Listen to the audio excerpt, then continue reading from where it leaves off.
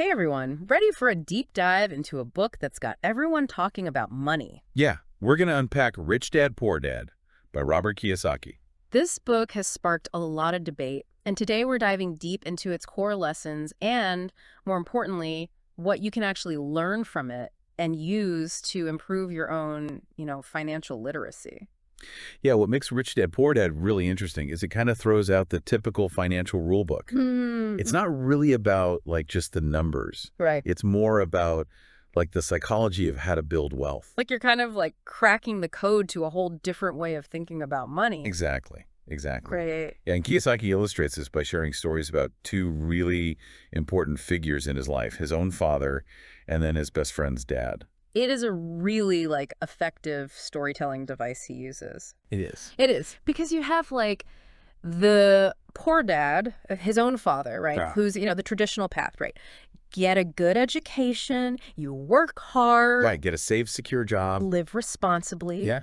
And despite doing everything quote unquote right, he just never seemed to get ahead financially. And then you have, the rich dad, his friend's father who dropped out of high school, Right, right.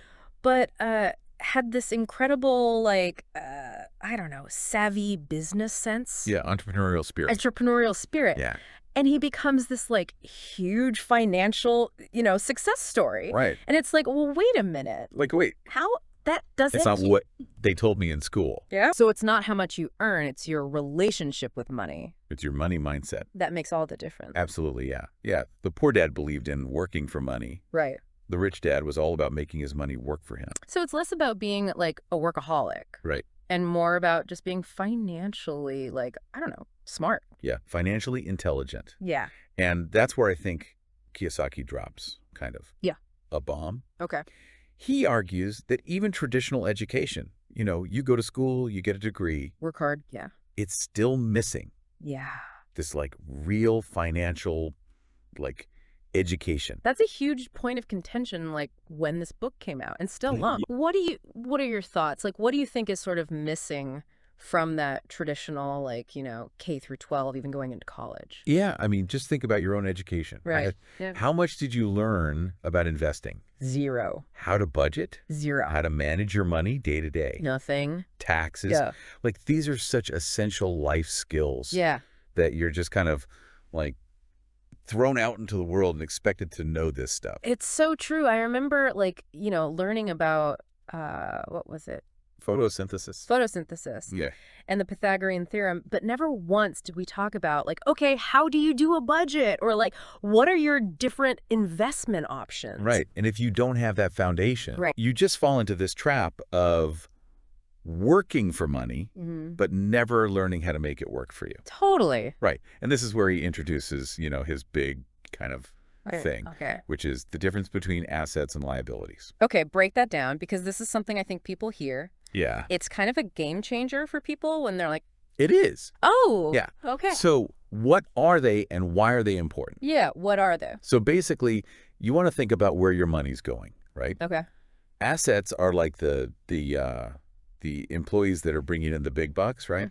They put money in your pocket. Okay. So think rental properties, right? Okay.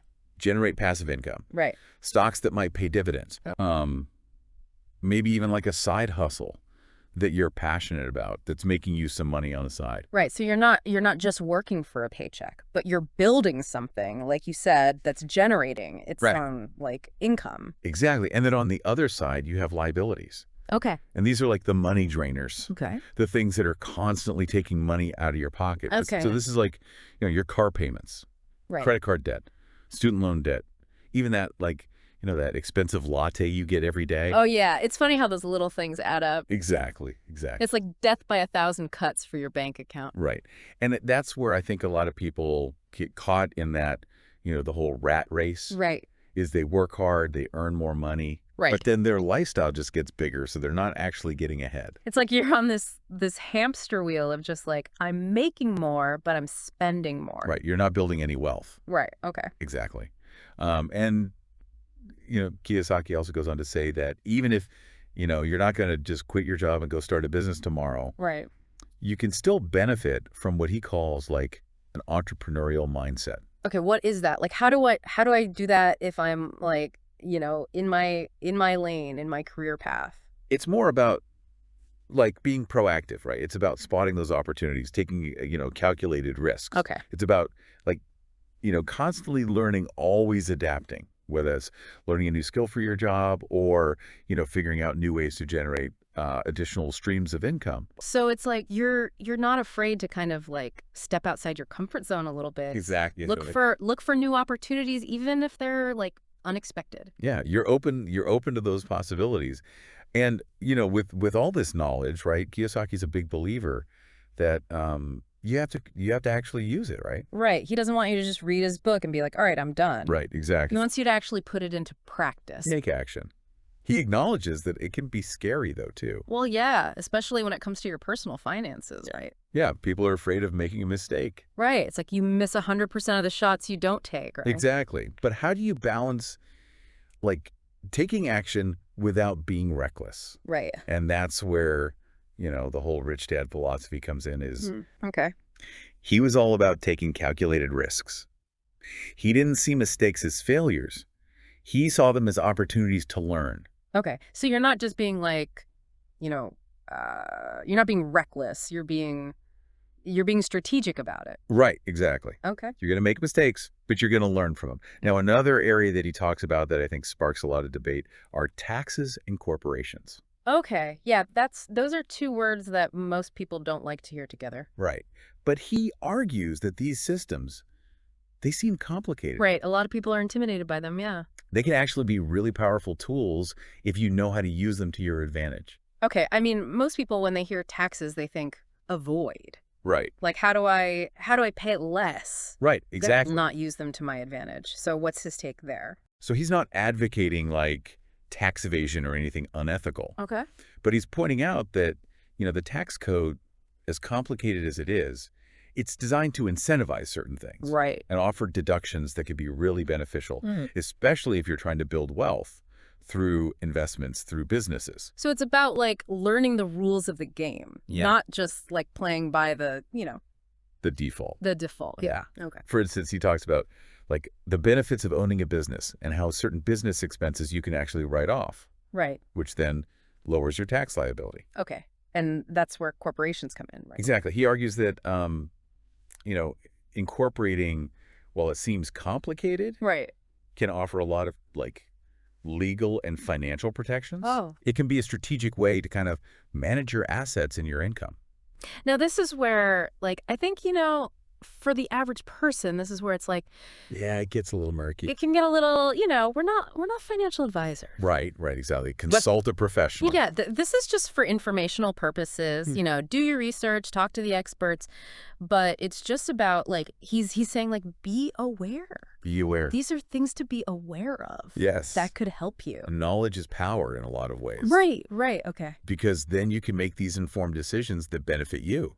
Totally. And at the end of the day, like building assets, financial literacy, all that, it's not about being like, you know, Scrooge McDuck and swimming in a pool of cash, Yeah, right? yeah. It's about financial independence. Exactly. It's about the freedom Freedom, right. to live life on your terms. Yeah, it's like designing the life you want, but like you're saying, you're taking those steps to actually like make it happen instead of just, Instead of just dreaming about it. yeah. Yeah. And I think one of the things he kind of tackles head on is that people think, oh, investing's for rich people. Right. Like I need to win the lottery before I can even think about that. Right. You need a ton of money to get started. Yeah. And he's like, no. Like you can start small Exactly. and be consistent and it can grow over time. And that's the thing. It's like, it's the long game. Yeah. It's that compounding, like you said, it's that snowball effect. Yes. Start small, but as it keeps going, it just gets bigger and bigger. You're not just earning on what you put in, but on the interest. And it just it's like your money's making money while you sleep. It's like the That's the dream. yeah, that's the goal, right? That is the goal. But it's encouraging because it's like you don't have to, you don't have to come from money. You don't have to be making six figures to start. Exactly. It's accessible. It's available. It's about shifting your mindset from I can't to How can I? how high, even with just a little bit. Exactly. And there's so many resources Oh too my God. Yeah. to help you. It's not like you're just out there on your own, just blindly. Right. Like back in the day. Yeah, you've got books, podcasts, you can talk to a financial advisor. Yeah. Like we're not the end all be all. Yeah. We are not financial advisors, everybody. We like to read these books and You're like internet, having these conversations. talk about this stuff. Yeah. But I think like the key takeaway from Rich Dad Poor Dad is that It's possible. it's possible. It's capable. You can create, like you can build that life that you want. It starts with, like we've been talking about, just shifting your mindset, getting educated, Yeah. and then taking action. I think honestly, like not to undersell any of the like tactical stuff, but his most valuable lesson is invest in your financial education. Absolutely. That's like the key that unlocks all the other doors. It is. It's the foundation. Yeah. And I think that's something that anyone listening can do. Absolutely. So as you go about your day to day, think about like, okay, if money was no object, What would I be doing? what would my ideal life look like? How do I want to spend my time? Yeah. Yeah. And what choices can you make today that'll kind of get you, even if it's a little step closer to that? Exactly. Exactly. Align your money with your values and your goals and all that. Mm. Well, this has been a very insightful deep dive into Rich Dad, Poor Dad. Yes, it has. Hopefully, it's giving you some things to think about Some takeaways. Yeah. on your own financial journey. And, financial freedom is a journey, not a destination. Keep learning, keep diving.